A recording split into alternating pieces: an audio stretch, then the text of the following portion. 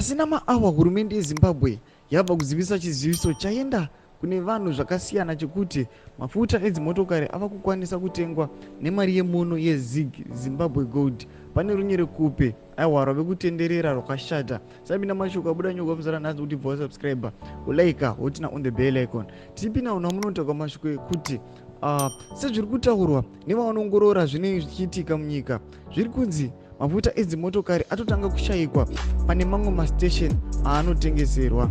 Izvi zvichiongororwa pakuda nemushumo umwe chete wekuti vanhu havasi kuda kutengesa zvinhu zvavo mumari yemuno sezvo vaine kutya kukuru kuti vanoita losi. Ndo mashoko ari kuda vana vanyikwa zvinzi aiwa vangobuda mashoko kuti ZiG rakwanisa kutenga fuel. Pane mafuel station abva atonzi aiwa fuel achatowanikwi, asi haizi nyaya kuti fuel haisi kuwanikwa, but zviri kunzi vanhu vazhinji havasi kuda kuaccepta new currency iyoyo yeZiG but nekuda kuti vari kutya kuita malosses.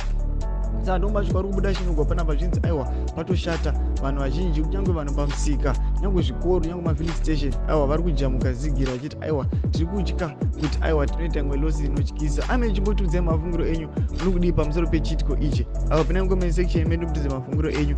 Musangano subscribe, like, chinotina on the bell icon.